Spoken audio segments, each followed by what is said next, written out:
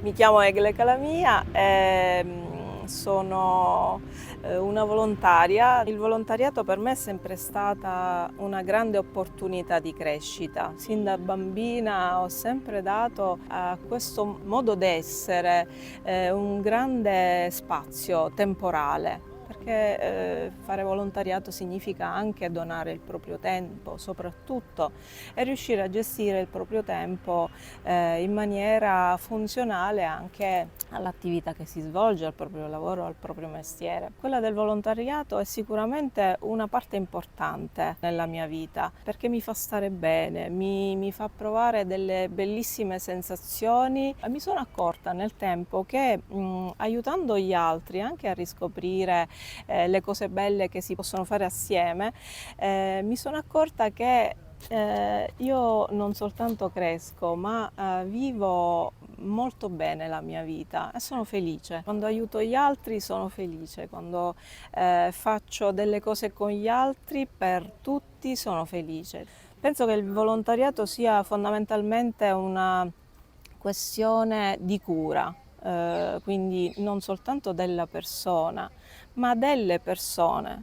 In fin dei conti le associazioni agiscono su un territorio, il territorio, le città sono fatte da persone, non soltanto da luoghi, da spazi, perché gli spazi non sarebbero quello che sono senza le persone, ma le persone devono stare bene per vivere bene i luoghi, per apprezzarli, per amarli. Sono nata a Gibellina e un po' mi considero figlia del terremoto perché i miei genitori si sono incontrati in seguito al terremoto del 68. Mio papà fu sfollato a Mazzara del Vallo, mia mamma dava quel che poteva, coperte, viveri e altre cose agli sfollati e quindi si sono conosciuti. Poi si sono trasferiti a Rampinzeri, il villaggio di la baraccopoli di Gibellina, e lì sono cresciuta io e mia sorella.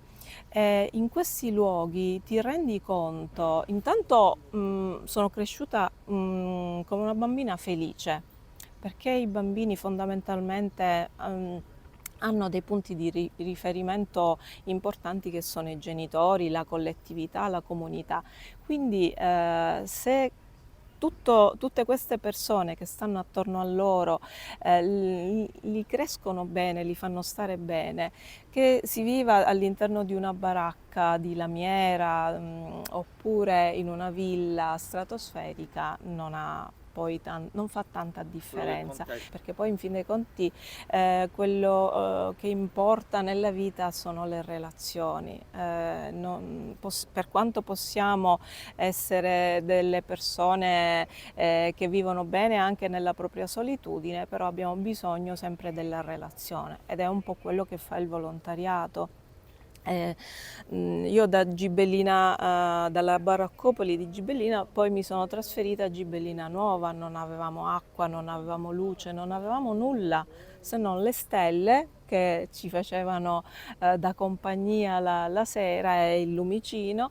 Andavamo a raccogliere l'acqua alla stazione di Salemi, quindi tante piccole cose che mi hanno insegnato il valore dello stare insieme alle persone, dell'aiutare le persone. Io a Gibellina ho avuto la fortuna di vedere crescere la città, una città che è definita museo a cielo aperto, quindi di conoscere anche gli artisti, alcuni venivano a scuola, alcuni li vedevamo dipingere, addirittura a volte capitava di collaborare con loro. Poi mi sono trasferita a Palermo per l'università, ho fatto degli studi di architettura, mi sono laureata, ho preso l'abilitazione, ho esercitato la professione di architetto fino al 2015 e poi credo di aver continuato ad esercitare questa professione in maniera diversa e l'ascolto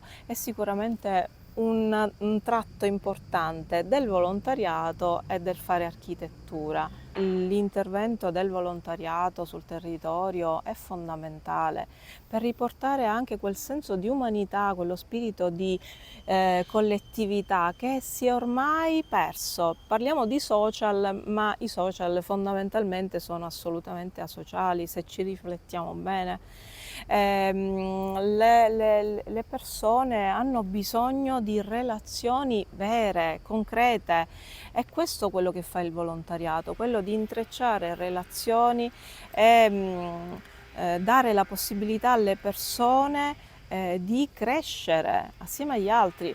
Poi quando parliamo di sostenibilità, uno dei pilastri della sostenibilità è proprio quella sociale. Io penso che il volontariato sempre abbia rappresentato un momento importante per la città di Palermo, abbia avuto un ruolo fondamentale, soprattutto in alcune realtà un po' più difficili, tra virgolette, della città, anche se secondo me non ci sono realtà troppo diverse, perché anche nei quartieri che tutti giudicano centrali, ci sono gli stessi problemi, magari non esasperati di altri quartieri più periferici, ma esistono, solo che vogliamo non vederli. Oggi penso che ci sia l'esigenza di mettersi in rete, nel senso che molte associazioni fanno tanto, ma sempre nel loro piccolo.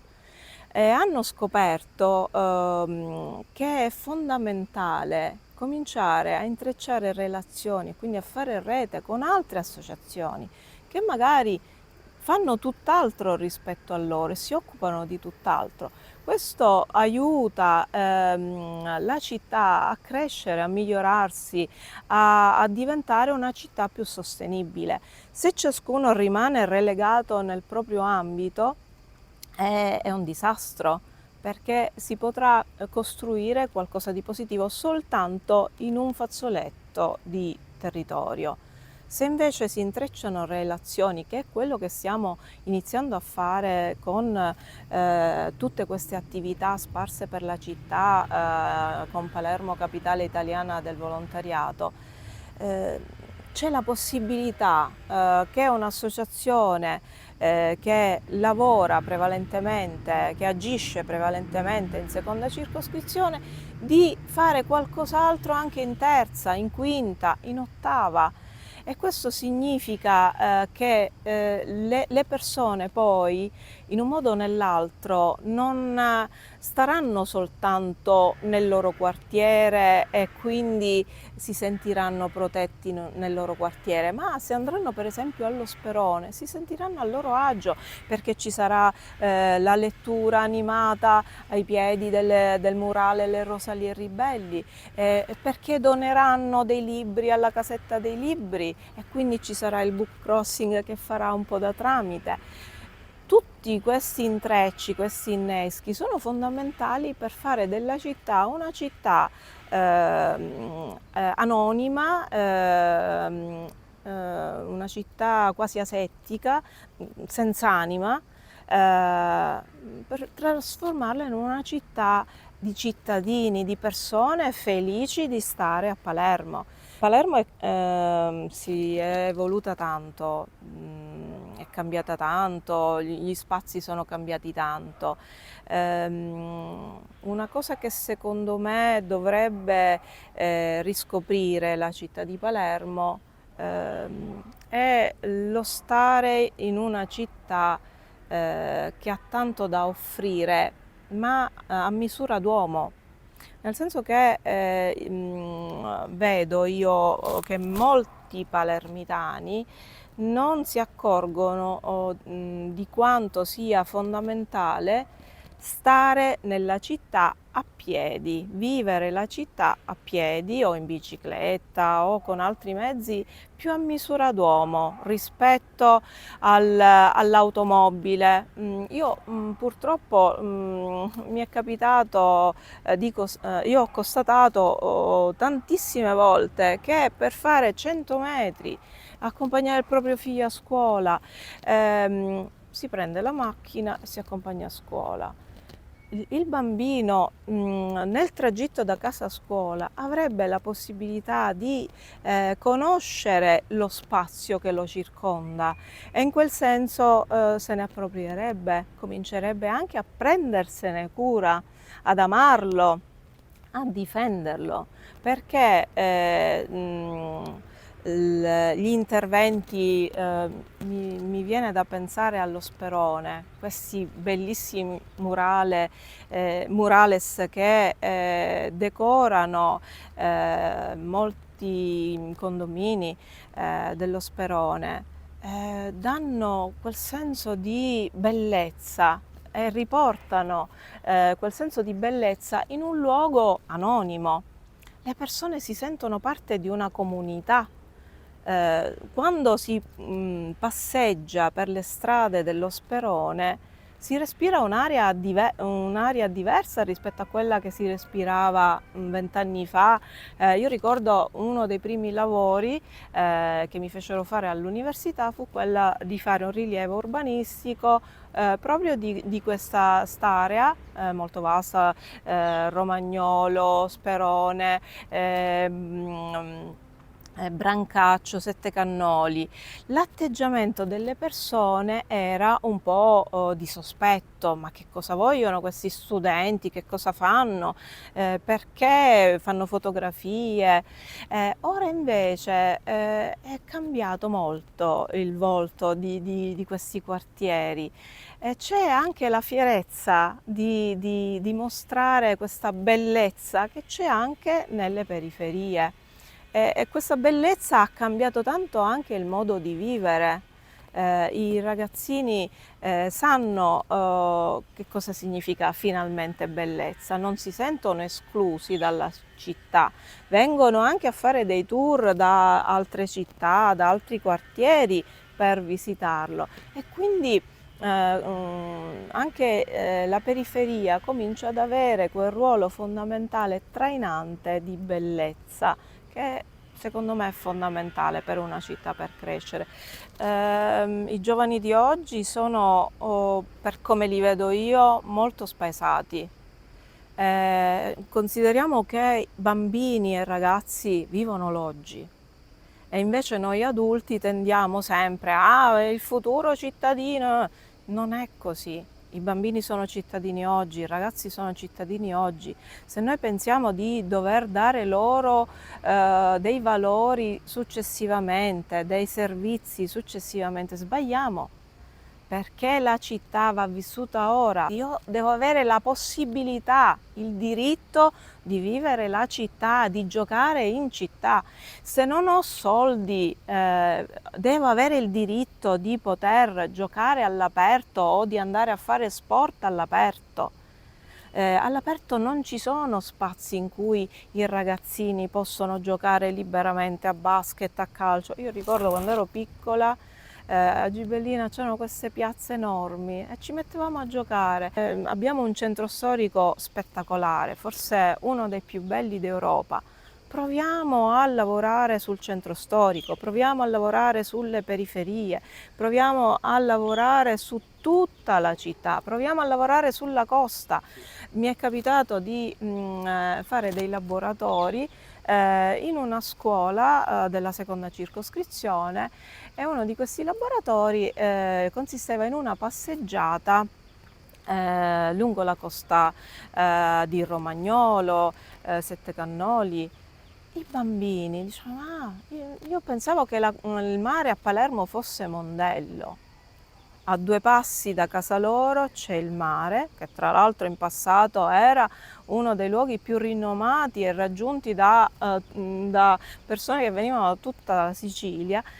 I bambini non sapevano neanche cosa fosse quel mare. Perché? Perché l'adulto scarichi a mare abusivi, risulti di fabbriche. Chi glieli ha buttati i bambini? Se i bambini hanno l'esempio di adulti che si comportano male con il proprio territorio, se io genitore butto la carta a terra, mio figlio butterà la carta a terra. Se io metto la carta nella mia borsa e poi arrivata a casa la butto nel cestino, ho insegnato a mio figlio a fare nella stessa maniera. Mio figlio non butterà mai la carta a terra.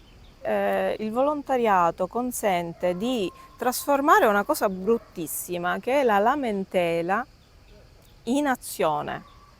Se noi tutti riusciamo a fare qualcosa anziché stare lì sempre a lamentarci e soprattutto a farla in rete, perché è la rete quella che fa poi la differenza, che rende forte anche un gruppo, che rende forte una città. Le città sono fatte da persone e se le persone cominciano a parlare tra loro, ad ascoltarsi, a gestire creativamente i conflitti, perché il bello di una realtà è anche quello.